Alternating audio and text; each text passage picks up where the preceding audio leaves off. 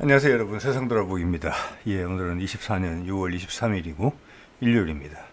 자, 오늘도 최근에 북한과 러시아가 체결한 상호 포괄적 전략 동반자 협정. 근데 사실은 그 핵심 내용은 상호 방위 조약이고 상호 서로를 목숨 걸고 지켜주겠다는 거니까 그게 사실 포괄적 전략적 이런 말을 다 아우르고도 남음이 있죠. 네. 그래서 그것을 좀 다른 각도에서 한번 볼게요. 이게 우리하고 연관이 있다는 거죠. 물론 지금 윤석열 정부하고도 반대 방향으로 연관이 있지만 그전에는 직접적인 방향으로 연계가 돼 있었고, 우리가 세계 흐름을 간파하고 있었다. 예. 그 당시 이미 이제 문재인 정부 때죠. 미중 패권구도 경쟁이 치열해지고 러시아가 어떤 역할을 할 수 있다는 기회. 자, 그 러시아가 캐스팅 보트 역할을 할 수 있다. 그리고 러시아에게는 한반도가 무지하게 중요하다. 그래서 우리가 그 가운데서, 왜냐하면 우리가 전략적 위치가 지정학적 위치가 그러니까. 그래서 미국과 러시아 사이에 어떤 직접적이든 간접적이든 어떤 얼개를 만들어내는데 큰 역할을 했다. 예. 그래서 그 부분을 이제 항공모함이라는 매개체를 통해서 확인할 수가 있다. 예. 그래서 그 이야기를 해보려고 하는 거예요. 푸틴이 북한에 베팅한 까닭. 베팅이죠, 이거는. 성무수입니다, 이거는. 왜? 지금 중국이 흥분하고 있잖아요. 예. 북한에만 기분 나쁘겠습니까? 러시아에도 엄청 기분 나쁘겠죠. 대신 러시아는 워낙 중요한 파트너이기 때문에 표현을 안 해서 그렇지. 돌려서 푸틴한테도 유감을 표시한 겁니다. 북한이라고 언급도 안 하잖아요. 북러 이번 조약에 대해서. 러시아의 관계국이다 이렇게 이야기하고 말았죠. 논평도 일질 없어요. 엄청나게 화났다는 겁니다. 러시아에도 화났다는 거죠. 자, 거기에 우리 이전 정부, 문재인 정부가 많이 발을 담그고 있었다. 그래서 푸틴이 이런 걸 생각하고 북한에 베팅할 까닭이 뭐냐. 그리고 문재인 때 가짜비 뜬금없이 우리가 항모를 보유하겠다고 본격적으로 추진한 거, 그 까닭과 일치한다. 까닭이. 자, 거기에 대한 오늘 제 생각, 주장이라고 할게요. 의견? 네. 한번 풀어보겠습니다. 전반적으로 보면은 이제 북러 이번에 조약, 상호 방위 조약을 다른 각도에서 보는 겁니다. 예, 좀 입체적으로 볼 수 있죠. 좀 질감을 느낄 수 있게, 실제적으로 피부에 다가올 수 있게. 자, 슬라이드가 좀 많은 것 같은데 빨리 해보겠습니다. 자, 위에가 지금 저런 협정이 맺어졌죠. 6월 19일 날 며칠 안 됐습니다. 그런데 여러분, 이거를 자꾸 되새김질을 아무도 안 시켜줘요. 그래서 우리의 만물의 영장인 우리의 생각의 머릿속에서 그 기억력을 자꾸 단축시키는 일을 언론에서 계속 하고 있어요. 그것은 누군가가 우리를 조정하기 위해서 그래요. 맥락을 알기를 원치 않는 거예요. 자기들만 맥락을 알고 싶은 거예요. 예, 이게 과거적인 생각이에요. 공감의 시대라고 그러잖아요. 전 세계도 좀 그러고 있잖아요. 예? 그래서 가운데 그룹에 있던 나라들, 소위 글로벌 사우스라고 불리던 소외받던 국가들이 힘을 얻고 있고요. 그들이 다 그래서 푸틴의 입장을 쫓고 있고, 그래서 중국이 힘은 제일 세지만 거기서 밀리고 있어요. 리더십에서. 세상도 그래요. 예, 옛날에는 지도자의 힘으로 밀어붙이지만 그게 민주주의라는 이름을 가졌든 사회주의라는 이름을 가졌든 뭐든지 간에, 정치 체계가 뭐든지 간에 일당 독재든 이당 지배체제든 일본의 자민당처럼 희한한 독재체제든, 따지고 보면 미국도 양당이 차이가 5%도 안 된단 말이에요. 민주공화당이. 그럼 두당 독재예요. 예, 우리 같은 팽팽한 긴장감을 유지하는 양당 체제를 구축하고 있는 나라도 얼마 없어요. 그리고 민도가 높죠.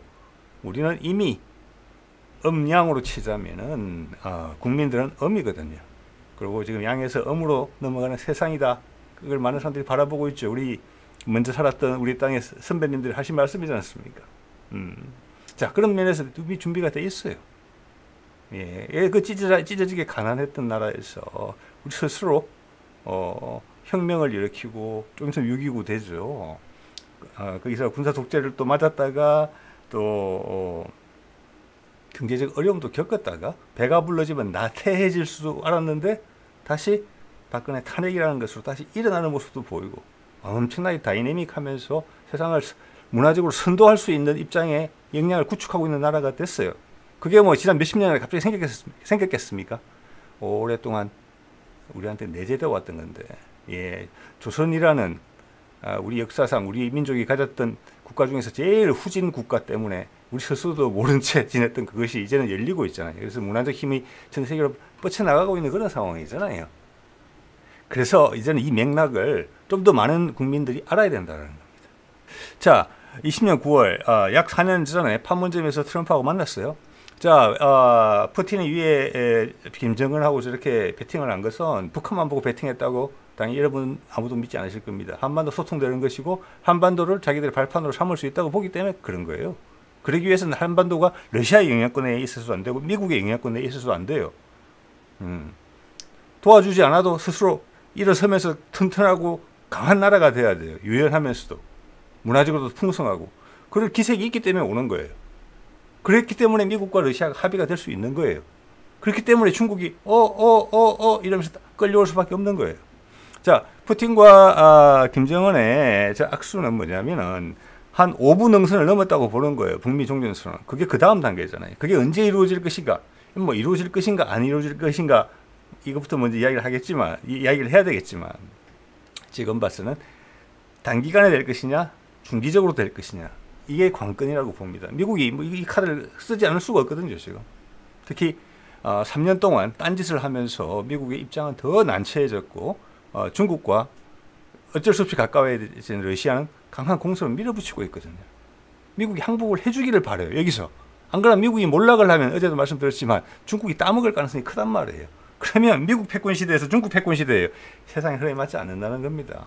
예, 그래서 푸틴이 강수를 뒀다는 거죠. 그래서 좀 이따가는 그게 바이든이 되든 트럼프가 되든 아니면 다른 대통령이 되든지 간에 그것도 이 자리에 서서 저런 조약을 서명할 수 있다는 겁니다. 짧게는 몇 개월 내에 바이든 내에 아니면 트럼프가 만약 바이든을 이기고 대통령이 된다면 할 수도 있겠죠. 자, 그래서 그 연관성에 대해서 우리가 생각을 해봐야 된다. 그래서 5분 능선을 넘겼다라는 거죠. 그러기 위해서 중국을 북한에 영향을 못 미치게 딱 잘라버렸다는 거죠. 여기서. 자, 항공모함 볼게요. 자, 이게 23년 마덱스에서 공개된 항공모함이 항공모함이 커지고 있어요. 자, 이것을 문재인 때 했는데 제가 자료가 길어질 것 같아서 추후로 찾지 않았습니다만 구도로 설명드리겠습니다. 이게 22년도 예산안인가 21년도 예산안인가 그거 할 때 국방위에 상무 예산이 올라왔을 때 항모 이거 필요 없다 그러면서 그 당시 심지어 여당이든 민주당 의원들도 항모 예산 그때 아마 설계비나 사전조사비 이런 명목으로 들어갔었을 거예요. 그걸 잘라버렸죠. 자, 그러니까 그거는 여당 의원들, 국방위 의원들조차도 이게 대해 생각이 없었다는 거예요. 그래서 지금 오늘 저희가 나누고 있는 이야기는 상당히 고급스러운 이야기일 수 있습니다. 예, 우리나라 국방위 국회의원들도 가지지 못한 생각이었다는 거예요. 그 당시에는 청와대에만 국한된 거였다고 봐야 되는 거예요. 그러니까 청와대와 청와대 안보실만. 뭐였느냐? 예산을 잘라버리자. 필요 없다는 거예요. 우리나라에는. 그게 민주당 국방위원회 의원들 생각이었어요. 그래서 청와대에서 다시 이야기를 해서 이걸 살렸단 말이에요. 자, 그리고 2, 3년 만에 계속 모델을 내놓으면서 강하게 밀어붙여줬어요. 급속도로. 예. 그래서 그때 문재인의 생각이 뭐였을까를 이번에 북한에 진행되는 일을 보면 살펴볼 수가 있다는 거예요. 푸틴이 북한에 온 이유와 같다. 한반도가 소통된다는 전제가 이미 그때 있었다. 근데 문재인은 혼자 그렇게 생각해서 배팅을 막 할 수 있느냐? 아니다. 어느 정도 합당한 전제가 성립이 됐기 때문에 요건이 됐기 때문에 추진한 거다. 국민들한테 말할 수는 없지만 심지어 여당한테도 말할 수 없지만 뭐냐? 미국과의 합의가 있었다. 미국이 그 당시 준비하고 있었던 새로운 인도태평양 전략에 있어서 한국이 한 축으로서 해군력을 감당하겠다. 그러면서 미국의 편에 서지 않는다. 진정한 동맹이란 말이 그때 많이 나왔어요. 동맹관계의 재정립. 우리가 미국 밑으로 들어가서 미국 해군의 일부가 된다. 그러면 러시아가 용인하지 않는다는 겁니다. 중국도 우리의 국방력 강화를 용인하지 않는다는 겁니다. 우리는 우리 스스로 서야 된다는 거죠.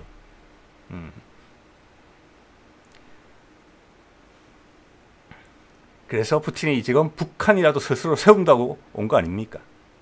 예, 그래서 한반도의 소통이 그때 이미 전제됐다는 겁니다. 그리고 강력한 군사력으로 한반도로 하는 지구적으로 중요한 거점이 안정화돼야 된다는 것을 인정했고 미국은 미국이 쇠락하고 있기 때문에 중국 견제라는 전제하에 그것을 용인했다는 거예요. 네. 자, 그 당시 이기도 말이 많았죠. 반대를 많이 했었죠. 윤석열 정부 들어오자마자 항모 아이디어를 없애버렸었죠. 좀 이따 나올 겁니다. 그리고 또한 항모 처음에 중형 항모 한다 하니까 또 우리 검은머리 외국인들은 또 뭐라고 했습니까? 거기 F-35 사야 된다고. F-35B, F-35 기종 문제 많은 그 기종 전체 중에서 가장 문제가 많은 가장 비싼 동시에 F-35B를 올려야 된다고 슬레바를 풀고 했었죠. 그렇지만 여기에 KF-21 항모형이 이제는 딱 모델에 2023년 모델에 딱 장착되어 있잖아요. 그 전해 모델에는 여기에 F-35였습니다. 엔진 한 개짜리, 두 개짜리 KF-21이잖아요. 이걸 이겨내는 것도 쉽지 않다. 예, 이렇게 말씀을 드리는 거고. 자, 지금의 해상 교통로를 주로 볼 수 있어요. 여기가 상당히 바쁜 곳이고, 일본과 우리와 중국의 핵심적인 곳입니다. 다 백기를 같이 쓰고 있잖아요, 지금. 이게. 그래서 남중국해가 핵심이잖아요, 그게. 이겁니다. 우리가 만약 하면은 중국 해안에, 제가 극초음속 또는 초음속 미사일 이야기 할 때도 말씀드렸지만, 사거리 500km, 그리고 지루콘처럼 1000km가 된다 그러면은 중국, 그냥 본토에서 아무것도 안 하고도, 우리 한반도에서, 남부에서, 상하이 선까지 중국 해안선을 봉쇄할 수 있어요. 북쪽에서부터 상하이까지. 그래서 남북이 소통이 된다. 그러면 유라시아의 물자까지 남북을 통해서 해상으로 이어진다. 그러면 이 해상로에 지금도 이미 엄청나게 중요한 인접 국가에 엄청나게 중요한 이 생명선이 더더욱 중요해지고 바빠진다는 겁니다. 예, 미국으로서 멀어요. 중국 해군은 강력하게 성장하고 있어요. 중국 해군에 맞설 수 있는 한국 해군이 돼야 되기 때문에 우리가 해군력을 급속도로 신장시키고 있는 겁니다. 지금 2030년대 초반을 목표로 지금도 그렇게 하고 있어요. 윤석열은 싫지만, 일본도 싫지만, 그래서 저는 아베가 사고사로 죽은 게 아니라고 생각한다는 겁니다. 강력하게 격렬하게 반대했거든요. 자기들이 그 역할을 맡아야 되는데 왜 한국한테 시키냐 이거죠. 근데 러시아는 일본이 싫다잖아요. 못 믿겠다잖아요. 그래서 안 되는 겁니다. 예. 그렇기 때문에 우리가 항모를 반드시 가져야 되는 거예요. 이걸 설명할 수 없는 거예요. 자당 국회의원들한테 설명할 수 없는 거예요. 그래 항모를 가져야 되는 거예요. 그래서 우리 국방장관이 동남아시아 여행을 출장을 갔잖아요. 핵심적인 곳에. 저는 그 당시 바이든이 대통령이 되자마자 일본 수상하고 문재인하고를 각각 며칠 짧은 기간 간격을 두고 만났어요. 그런데 문재인과의 대화 내용에는 뭐가 들어있느냐면은 미얀마 건이 들어있었어요. 미얀마 건이. 미얀마는 중국한테 상당히 중요한 곳입니다. 왜냐하면은 남중국해가 차단됐을 때 중동으로부터 석유를 받을 때 남중국해를 통하지 않고 인도양에서 바로 버마를 통해서 그래서 그 버마에서 산을 넘어서 넘어간 쿤맹이거든요. 엄청난 비용을 들여서 홍료관을 건설할 정도였어요. 근데 거기가 지금 반군하고 뭐 정부군하고 지금 그게 심각하죠. 그래서 그 민주화 이런 부분이 걸려 있어요. 그래서 거기에 미국이 전략적인 시각을 갖고 있고 거기에 한국이 관여했으면 좋겠다 이런 부분이 있어요. 그래서 저는 그때 그렇게 이렇게 해석을 했었거든요. 왜냐 우리 항모를 가지고 말이에요. 우리가 이런 대중국 중국에 맞대응하는 세력을 우리가 감안할 때 항모를 한반도에 둘 수가 없어요. 최소한 다른 곳에 저 멀리 떨어진 안전지역을 하나 확보를 해야 돼요. 네. 그리고 그것은 미얀마 건이 우리하고 특히 미국하고 언급이 됐다는 것은 남중국해 전체를 중국에 맞설 수 있는 해군력으로 커버할 수 있는 우리 해군이 돼야 된다. 그래서 대양 해군자가 붙으면서 그렇게 된 겁니다. 그러면서 지금 문제 많은 해병대가 전략기동군이라는 이름을 가지게 됐어요. 즉, 이 경로에서 문제가 생기면 간다는 거예요. 대형 수송기 필요하죠. 항공모함 필요하죠. 함재기 우리 걸로 한다. 그러면서 우리는 방산산업을 확 키운다. 이 기회에. 미국이 용인을 했으니까. 항공모함의 핵심적인 기술은 미국에서 다 지원해 줄 것이라는 것을 바로 짐작할 수가 있습니다. 그렇게 생각합니다. 그렇죠. 근데 그 윤석열 정부에서 차버렸잖아요. 좀 이따 보겠습니다. 자, 이거 예전에 썼던 슬라이드는 해양 수송량 밀도입니다. 색깔이 밝을수록 수송량이 많은 곳입니다. 남중국해 보십시오. 이 말라카 해역 엄청나게 중요하죠. 예. 자, 저기가 한반도 소통돼서 유라시아권하고 경제권이 이어지게 되면은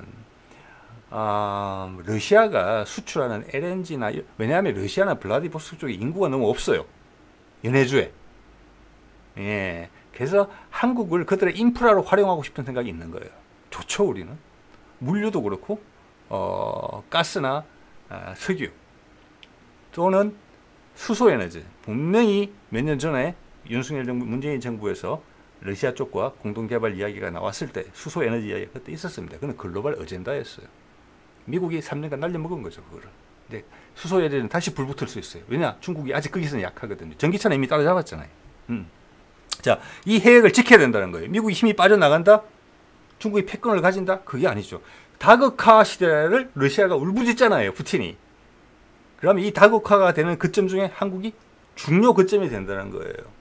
왜? 엄청나게 물동량이 늘어날 거거든요, 한반도에. 국방력도 따라잡아서 늘어야 돼요. 당연히 국력도 엄청나게 늘어나야 되겠죠. 문화적 힘은 벌써 출발했어요. 거기가 미국이 빠진 힘을 메꾸고도 남음이 있게 여기서 역할을 해준다는 거예요. 그래서 미국도 조금 축소됐지만 하나의 거점, 한국은 올라와서 하나의 거점. 그러면 전체적으로 안정이 된다. 그러면 중국이 함부로 하지 못한다. 이게 그림이라고 봅니다. 그래서 우리가 해군력을 신장시킨다. 왜 항공모함을 가지느냐? 설명할 수 없죠. 그때는. 이제 설명할 수 있다는 겁니다. 왜? 푸틴이 행동을 했으니까 이렇게. 네. 자, 미국의 쇠약이라는 부분에 대해서 여러분 동의하지 않으시는 분들도 있고 처음이신 분들도 있는데 옛날에 썼던 건데 제가 괜찮은 자료였기 때문에 한 번 더 쓰겠습니다. 예, 보십시오. 이게 공화당 의원이 이런 말을 했어요. 우크라이나에 지원 중지해야 된다라고. 이게 작년 재작년에 나온 이야기입니다. 그러면서 그가 하는 이야기를 한번 들어보세요. 미국은 쇠락하고 있다. 그런데 그 쇠락은 돌이킬 수 없는 거다. 저 쇠락을 다시 성장으로 돌이킬 수는 없다. 여기 영어로 써 있잖아요. Manage the decline 해야 된다. 응? 우아하게 늙어가야 된다. 그게 우리가 할 수 있는 최선의 방법이다. 근데 이렇게 돈을 물쏟아 팍팍 빈대서 쓰게 되면 폭망할 수가 있다. 지금 폭망하기 일부 직전이잖아요, 미국이. 걱정한 대로 그대로 했잖아요, 바이든이 쏟아부으면서. 그래서 끝까지 밀린 그 결정을 바이든인지 누가 했는지는 모르겠습니다만은 네오콘이 결국 물러났잖아요. 금년 3월에. 그 다음 CIA가 차고 앉았죠. 방향이 완전히 달라졌죠. 푸틴이 오는 겁니다. 네, 네. 자, 이 미국이 쇠락한다. 그러면 미국의 인도태평양 전략에서 해군을 어떻게 중국 해군을 어떻게 눌러 담을 거냐 이거잖아요. 그러면 거기에 핵심 당사자가 되는 한국이 한다는 거예요. 자, 이게 인도 태평양 전략이죠. 이게 이제 22년 2월 12일 날 발표됐어요. 예. 이 핵심 내용은 뭐냐면은 미국의 관심이 유럽에서 아시아로 와야 된다. 이거는 다 공개된 자료입니다. 여러분 찾아보실 수 있어요. 예. 그래서 이걸 보시면은 미국에도 어떤 그 핵심부에 파워 게임을 하고 있는 거죠. 지금으로 제가 뭐 가끔 말씀드리는 걸로 빗대서 말씀드리면 CIA와 네오콘. 미국도 저력이 당연히 엄청난 나라죠. 최상층부에 여태까지 네오콘의 방식으로 통치를 해왔죠. 그렇지만 미국 전체가 네오콘식으로 돌아가지는 않는 겁니다. 예. 그래서 이걸 보면은 합리적인 판단을 할 때는 냉정한 판단이 이미 있었어요. 2000년대 한 초중반, 한 7년, 8년 이때 이미 중국이 2010년대 중반이 되면 미국을 경제적으로 뛰어넘는다는 예상은 전 세계 웬만한 경제기관에서 보고서가 다 나왔었어요. 지금 결국 그렇게 됐잖아요. 몇 년간 틀을 맞고 거짓말해서 뭐 이렇게 가다 저렇게 가다 이제는 인정하는 거예요. 차이가 더 벌어지고 있으니까. 또 미국 영향권 밑에 있어서 그 시스템에 적응해 살았던 유럽, 일본 같이 무너지고 있잖아요, 지금. 미국이 자기들이 먼저 죽을 수 없으니까 그 자기들의 충복을 더 빨아들이면서 그들을 더 힘들게 하면서 미국은 좀 같이 망하는 거죠, 그래서. 네. 그래서 냉정하게 이해를 하고 있었다는 겁니다. 그래서 미국의 관심이 유럽에서 아시아로 와야 된다. 아시아가 중심이 된다. 네. 그런데 지난 3년간 네오콘이 마지막 불꽃을 태우면서 도전했지만 우크라이나에서 처절하게 짓밟혔잖아요. 그래서 다시 돌아오는 겁니다, 지금. 예, 3년 만에 다시.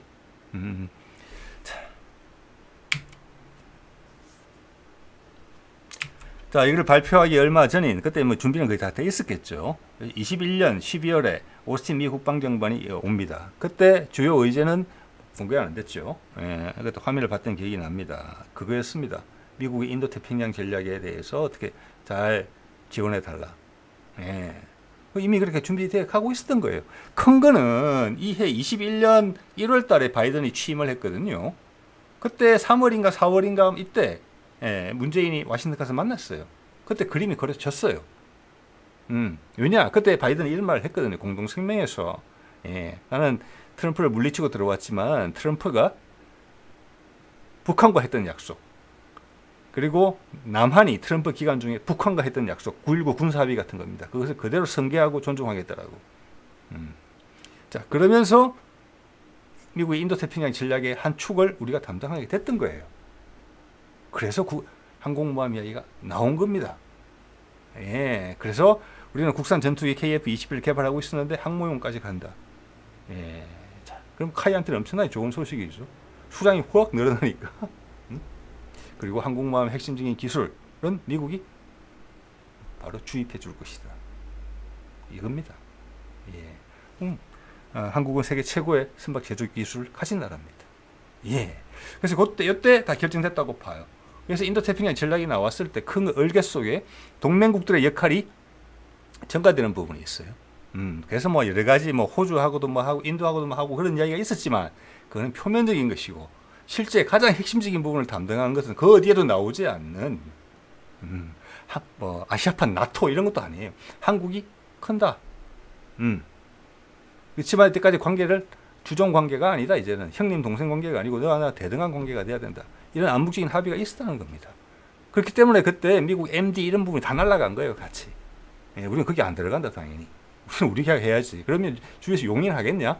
예? 한반도 이 핵심적인 지역이 미국의 영향권 내에 있다, 중국의 영향권 내에 있다, 러시아의 영향권 내에 있다. 이러면은 여기가 소통이 되겠느냐? 안 된다. 그러니까 우리는 우리 기술로 하고 우리는 마침 실력이 된다. 근데 우리가 가난하고 능력이 없어서 우리 미사일도 LSM도 못 만들고 천궁2도 못 만들고 배도 못 만들고 이러면 되겠습니까? 그러면 우리가 스스로 주위에 선택을 하지 않아요, 우리를. 지금은 난 데서 그걸 다 보여준 거잖아요. 아, 할 수 있구나. 당연히 우리의 무기의 기술 수준은 중국보다 높아야 됩니다. 모든 무기체계는, 상응하는 무기체계는. 그래서 미국도 없는 무기체계를 우리 개발하는 거잖아요. 예. 자. 그래서, 그런데 이걸 한번 보십시오. 이게 이제 윤석열 정부 취임하고 F-35A 추가 도입 건물살. 자, 우리 F-35A를 40대 정도 도입해서 썼기 때문에 알아요. 후지다는 것을. 그래서 중기 국방 계획이 없었어요. 그냥 완료한다. 들어오기로 했던 것만 다 받는다. 그런데 이제 검은머리 외국인들이 이제 발호하기 시작했죠. 추가 도입 건물살이 한 4조 원 정도 됐어요. 저게 20대인가. 그래서 저는 계속 계약 취소해야 된다고 계속 주장을 하고 있는 입장입니다. 그래서 경항모 대신에 북대응의 방점 이런 게 있어요. 예. 그러면서 저기 들어가는 예산을 요리 옮겨서 F-35를 사야 되겠다. 이런 결정을 내린 거예요. 예산안에 반영도 안 해요. 이게 22년 6월 29일 결정이에요. 네. 그런데 희한한 일이 생기죠.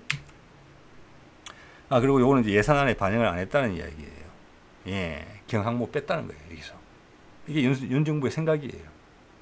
그러면 이제 여러분 이해가 되시는 분 계실 겁니다. 예. 이걸 왜 다시 하게 됐는지. 자, 8월 30일에 경항모 제외됐다고 딱 나왔죠. 예. 이것도 국민의힘 국회의원들을 모른다는 거예요.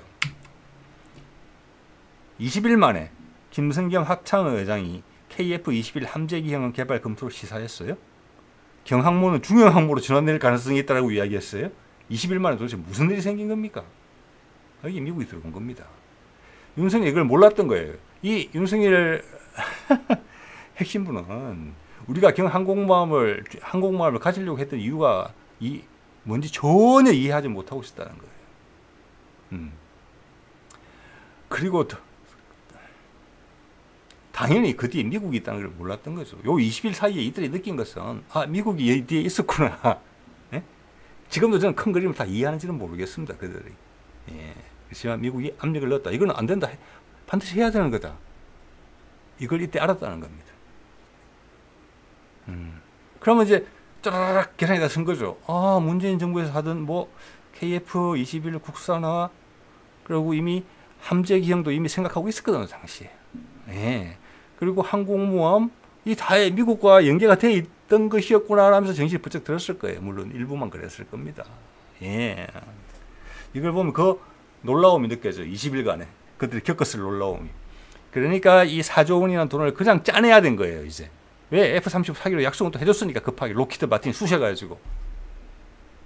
그래서 여기저기서 돈을 따먹어가지고 있는 예산을 조금씩 잘라냅니다. 그래서 기존에 하기로 했던 것들이 좀 늦어지거나 축소된다, 이런 분위기를 강하게 주는 거거든요. 예.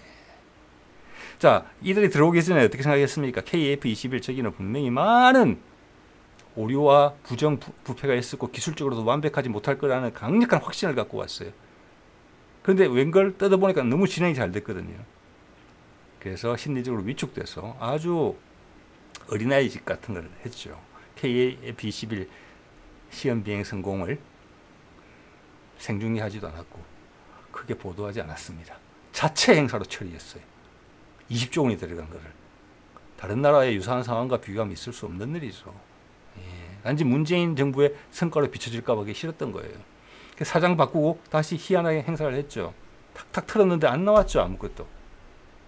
그런데 내심 알고 봤더니 KF-21 항모형까지 하고 있었네. 이게 도대체 뭐지? 야, 뭐 인도네시아가 깝죽거린다고 이것을 포기하고 이럴 게 아니었구나. 이게 생산량도 상당히 많이 잡고 있겠구나. 그걸 발판으로 세계 시장까지 나가려고 하고 있구나. 미국에, 그리고 6세대 전투기까지 시장까지 보고 있구나. 왜? KF-21이 개발해서 나오는 때가 30년대 초가 되면은 이미 6세대 전투기들이 나오기 시작할 거니까. 그러면 그 개량까지도, 업그레이드까지도 감안한 설계가 되어 있구나. 이걸 동시에 확 다 느꼈을 거예요. 자, 그래서 이게 이제 21년 방위사업 추진에서 결정한 거죠. 경항공모함 사업 추진 기본 전략해서 총 사업비 2조 300억 했고, 여기에 대해서 첫 이제 예산 뭐 기초조사비 이런 걸 냈는데 그걸 민주당 국방위에서도 잘랐다는 거잖아요. 그러니까 이거는 탑 시크릿이었다 이렇게 볼 수도 있어요. 이게 다시 살아난 거예요. 왜? 미국의 힘으로. 미국이 너희들 항공모함 가지라 이렇게 이야기했다고밖에 이해가 안 되는 거예요. 그 21일 만에 사라졌던 예산이 다 돌아서서 갑자기 KF-21 항모형 이야기가 나오고 경항모에서 중형항모 이야기를 내뱉을 수밖에 없던 그 놀라움은 어떻게 설명하겠습니까? 미국의 힘이 아니고 미국이 문재인 정부 때 이미 약속했던 부분이고, 그것이 미국의 새로운 인도태평양 전략, 위축되고 있는 미국이 이 핵심적인 해역을 지켜내기 위해서 한국의 해군이 대양 해군화되는 것을 적극 지지하고 있구나라는 것을 확인한 것밖에 안 되는 거예요. 자, 이거 한번 볼까요? 이게 21년 10월 19일이에요. 이거 한번 보세요. 예. 자, 뒤에 MOU가 뭡니까? 이 카이 사장이고 옛날 사장이고 오른쪽에는 현대중공업 사장인 것 같습니다. 한국형 경항공모함 기본 설계 사업 협력을 위한 MOU인데, 예? 카이가 이게 왜 있습니까? 카이가. F-35B 사다가 넣을 거면 없죠. 예. 이거는 공동 개발한다는 거예요. 저 KF-21의 항모형을 한국형 항모에 탑재한다는 게 21년에 이미 결정됐었다는 거예요. 다른 생각은 아예 없었다는 거예요. 왜? 미국이 이 애매한 기술적 부분을 우리가 안 해보면 영역을 다 지원해 줄 것이기 때문에 그런 거예요. 그때 그런 우려가 많았잖아요. 기술적으로. 항모를 제대로 만들 수 있나? 이런 우려를 하고 있는데 개발도 안 되는 KF-21이 항모형까지 한다? 이거는 너무 점프가 심하다라고 누구나 생각할 수 있는 수준이었어요. 그런데 이제는 이해가 되는 거죠. 미국이 다 지원해준다, 기술적인 것을. 그런데 윤석열 정부가 들어가는 뻘짓들을 한번 보십시오. 좀 전에 보여드렸잖아요. 결국 미국이 다독거리고 꾸짖어서 다시 돌아온 거예요. 그래서 다른 국산화 무기체계 사업들이 구멍이 난 것이죠. 미국 무기. 그래서 지금은 미국은 뭐 신경 안 써요, 그걸. 왜? 자기 방산업체 중요하죠. 거기가 더 사가. 사면 좋다 하죠. 그렇지만 너희가 나하고 약속한 것도 해줘야 돼. 그럼 국방비를 계속 짜내는 수밖에 없어요, 우리가. 그래서 기존 국산화 프로그램이 많이 조금씩 손상됐다. 그렇지만 큰 안목에서는 잘못된 길로 간 건 아니다. 예. 이런 식의 정권이 들어왔음에도 불구하고 생채기가 그 정도밖에 안 났다는 것은 오히려 잘 막았다. 이렇게 봐야 된다고 봅니다. 예. 자, 그럼 우리가 러시아하고 관계는 그러니까 좋았을 때는 어땠느냐? 이거 한번 볼게요. 이거는 이제 우크라이나전의 위협이 이제 슬슬 등장하기 시작했던 21년 12월 31일에 저는 이거 예외적으로 생각했습니다. 문재인한테 푸틴이 축전을 보냈어요. 얼마 전에 제가 소개드렸죠. 밖에 보니까 뭐 희한한 동영상도 많던데 푸틴의 인터뷰를 가지고 푸틴의 인터뷰에서 이렇게 했죠. 현 대통령에게 매우 불쾌한 일이 생길 것 같이다. 우크라이나 무기 지원하면. 전 대통령은 안 그랬는데 너 다음 대통령도 안 그럴 수 있다. 이런 이야기거든요. 따지고 보면은. 예. 자, 대화 협력 강조했고 그전 2021년인가 20년인가가 아마 한국과 하고 러시아 수교 30주년인가 그래요. 근데 그 행사를 크게 못했어요. 양쪽 분위기는 좋은 건데 좋았는데 이 보시는 것처럼 코로나 때문에. 예. 자, 그때 이집트가 엘다바 원전을 짓는데 이거는 러시아가 돈을 빌려줘서 짓는 겁니다. 이게 사업 규모가 얼마냐면 35조 원 정도예요. 당시에는. 예. 300억 달러니까 지금으로 치면 40조가 넘어요. 지금 환율로 치면은. 이걸 짓는데 2차 사업 분야가 있어요. 예. 거기가 한 5에서 10% 정도 된다. 즉 몇 조 원 정도 되는 거예요. 그것을 러시아가 다 지어주는 거예요. 예, 러시아 돈으로 러시아가 지어주는 거예요. 물론 빌려준 돈이지만 거기 알렉산드리아 근처 이집트 북부 지중해 연안에다 짓는 거거든요. 자, 이거를 여기서 한 5에서 10% 정도 되는 2차 사업 부문을 갖다가 단독 협상 대상자, 즉 수의 계약으로 러시아가 한국에 준 거예요. 네, 이건 선물이죠. 물론 가격도 비싸지 않았기 때문에 줬을 거라고 봅니다. 이게 22년 1월 2일, 즉 문재인 정부 시절에 난 한수원의 보도 자료예요. 한국 수력원자력 이집트 엘다바 원전 사업 단독 협상 대상자로 선정. 터빈 건물 등 2차 척 건설 분야 계약 체결 예정. 몇 조 한 거예요, 우리가. 거기서. 몇 조를. 예. 2022년 1월 2일이죠. 근데 이게 계약이 되고 나니까 22년 8월 25일이에요. 뭐라고 했느냐. 윤 정부 첫 원전 세일죠. 우크라이나전 불확실성 속에서 범정부 합심해서 이런 결과가 났다. 이런 짓을 딴 데서 많이 한 것 같아요. 네, 여러분들 댓글 반응 가끔 보면은 다 된 건데 자기 성과로. 이제는 초창기는 그렇게 했는데 이제는 이제 알짜렸겠죠. 이런 부분들이 이런 게 있었고 30주년 기념이라고 푸틴이 우리한테 선물을 많이 줬어요. 자, 이 LNG선이죠. 2022년 11월 달, 10월 달, 요때 대우하고 삼성에다 LNG선을 많이 줬어요. 여기 보면은 5조 원 정도 규모가 돼요.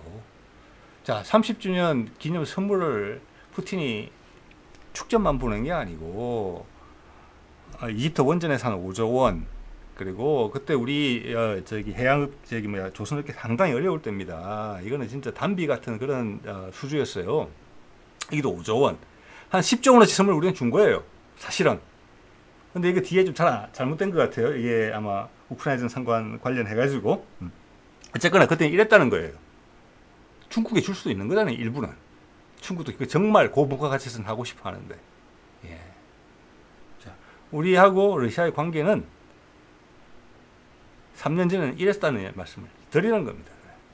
예. 현 대통령 임기 몇 년 남았냐? 그리고 그때까지 기다리느냐 그거 아니에요. 이미 북한에 와서 이미 한 수를 펼쳤잖아요. 예, 이것은 우리가 러시아랑 오랫동안 그려왔던 그림이 있고 지금 윤석열 정부가 뭐 우크라이나에 뭐 무기를 지원한다 이런 말까지 뱉었지만 어떤 전략적 확신이 있다는 겁니다. 한반도를 통해서. 그걸 이번 확신이 있으면 하면서 보여준 거예요. 미국한테도 보여준 거예요. 이 미국이 왜 모르겠습니까? 매년 종전선언 카드 만지작 거리고 있는데. 예. 그래서 이제 이런 얼개가 다 설명이 된다. 자, 마지막으로 이 슬라이드를 여러분한테 보여주고 싶었어요. 이게 제가 종전선언 다 될 것처럼 말씀 드리는 경우가 있는데 너무 또 장밋빛으로 생각하시는 분이 혹 있을까봐 말씀드리겠습니다. 이거는 언제입니까? 2022년 9월 30일이에요. 첫 바이든 종전선언은 2021년 12월 말에 될 뻔했어요. 그래서 푸틴도 기분 좋았어요. 그게 되면은 우크라이나전은 발생 안 하는 거니까 처음부터. 근데 거기서 전쟁을 밀어붙였잖아요. 러시아랑 타협하려는 우크라이나를 몰아세워서 전쟁을 하게 했죠. 자, 그러다 여름이 되자 바로 전황이 안 좋아졌어요. 바로 안 좋아졌어요. 그건 여러 군데 스케치가 돼. 바로 안 좋아졌어요. 이 전쟁 못 이긴다. 이나마 이 정도에서 협상을 하자라는 의견이 미국 참모총장 쪽에서 이미 비춰졌었어요. 네, 그게 냉정한 판단이었던 겁니다. 그러자 다시 종전선언 카드를 만지작거려요. 예, 그래서 낸시 펠로시가 왔죠. 윤석열이 안 만났죠. 그리고 강력한 미국의 공격을 받아서 8월 15일 날 담대한 구상을 발표를 해요. 예, 북한이 핵 보유를 포기한다고 말만 하더라도 북미 간의 관계 개선을 위해서 정치적 노력을 해주겠고 북한에 투자를 하겠다. 인프라에. 예, 담대한 구상이죠. 그렇게. 자, 그때 그래서 통일부 외교부에 TF를 가동시키기까지 했고 몽골이 그때 장소로 낙점이 된 것으로 보였거든요. 예, 몽골하고 우리가 되게 바빠졌고 미국 친구들도 몽골에 많이 왔었습니다. 그런데 미국이 결국은 그때 바이든이 어떤 선택을 합니까? 그건 역사 좀 시간이 지나야 나올 겁니다. 왜 그런 선택을 했는지에 대해서는 노드스트림 폭발을 하면서 전쟁을 다시 확전시켰죠. 네. 그러면서 북미 종전선언은 테이블에서 다시 날아가 버립니다. 이때가 BTS 청와대 백악관 초청하고 이때예요. 그러자 해리스 부통령이 우리나라 판문점에 와서 이런 이야기를 합니다. 지금 이런 이야기를 또 하게 된다면은 다시 협상이 물 건너는 것 같다 이렇게 이해를 하시면 돼요. 그때 이때보다는 지금 훨씬 조건이 낫다는 말씀을 드리는 거예요.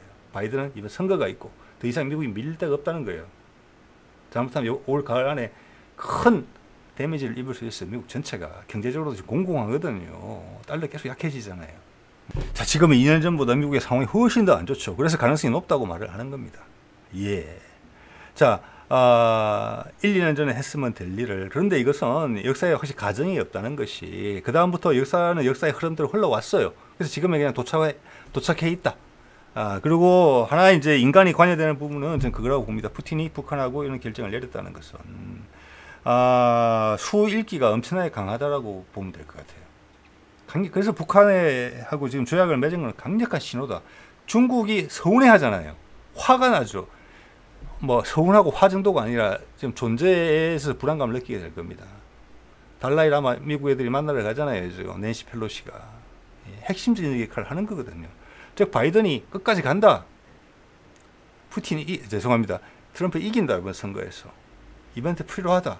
그리고 여기서 더 밀리게 되면은 브릭스가 지금 계속 탄력을 받고 있기 때문에 푸틴도 조절이 안 될 수가 있어요. 이제 브릭스가 하나의 체제가 되면은 다 미국이 싫어서 오는 나라들이거든요. 지금도 이미 경제 규모가 더 크잖아요. 브릭스가 확 벌어질 거예요. 금년이 간당간당이에요. 이번 그 카잔에서 있잖아요. 러시아 카잔에서 10월달에. 그래서 지금 타이밍 안 하면 미국이 폭망할 수가 있다. 잘못하면은. 왜? 그들은 다 달러 버릴 거거든요.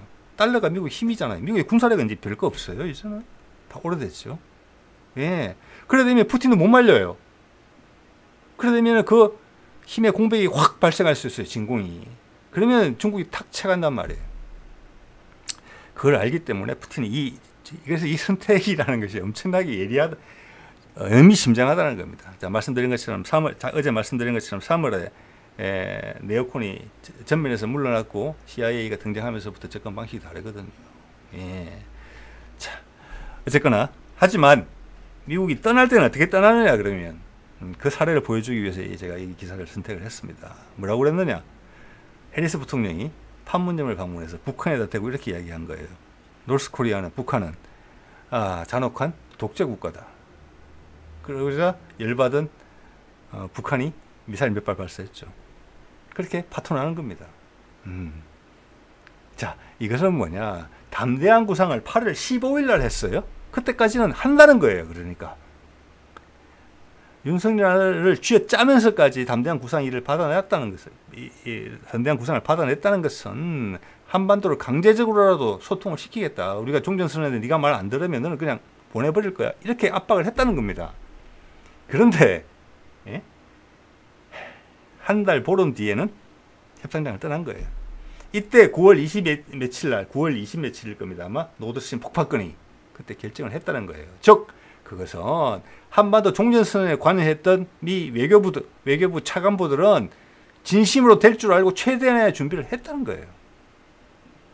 그런데 바이든은 사실 그 폭탄을 설치한 것은 있기 전 여러 달 초에 22년 초에 제가 설치를 한 것으로 제가 기억이 나거든요. 그 두 개 카드를 다 만지다 끓인 거예요. 종전선언하고 노드스트림을 선택을 한 거죠. 지금까지 온 거죠. 지금도 이게 깨지고 나갈 때는 북한을 비난하면서 이렇게 나갈 거예요. 근데 지금 북한에 대한 비난이 별로 없잖아요, 여러분. 그래서 미국한테는 사실 엄청난 사건인 북한과 러시아가 상호 방위조약을 맺었는데 북한의 가장 큰 적인 미국하고 미국이 북한을 치게 되면 러시아랑 전쟁이 되는 그런 상황까지 갔는데도 비난이 없다. 예, 뻔한 소리만 한다. 지금 미국 분위기가 좋다. 그것을 이런 거 사례를 보면 짐작이 되는 겁니다, 여러분. 네. 자, 이렇게 되면은 항공모함건에 있어서의 태도, 그리고 윤석열 정부 때 그걸 날려버리려고 했는데 미국이 다시 살려냈을 가능성이 커 보이는 그 부분. 예, 이건 엄청나게 큰 부분이에요. 우리 해군력이 계속 자라나갈 수 있는 대양 해군으로서. 예, 그리고 KF-21 사업이 확대될 수 있다는 부분. 예, 그리고 미국의 인도태평양 전략에서 한국 해군이 가진 위치, 동아시아 해역, 남중국해 일원을 다 막았어야 된다. 미국 해군의 힘을 대체할 수 있을 정도의 강력한 해군이 돼야 된다. 그만큼 배팅을 할 정도로 한반도의 힘은 강력해진다. 왜? 유라시 대륙만까지 연결되는 부분이니까. 이렇게 진행됐던 상황임을 한 2년쯤 지나고 나니까 이제는 거꾸로 돌아볼 수 있는 그런 자료들이 쌓이게 된 거죠. 발생하는 일들도 그렇고. 예, 그래서 그 점을 한번 돌아봤습니다. 오늘 이 정도 하겠습니다. 네.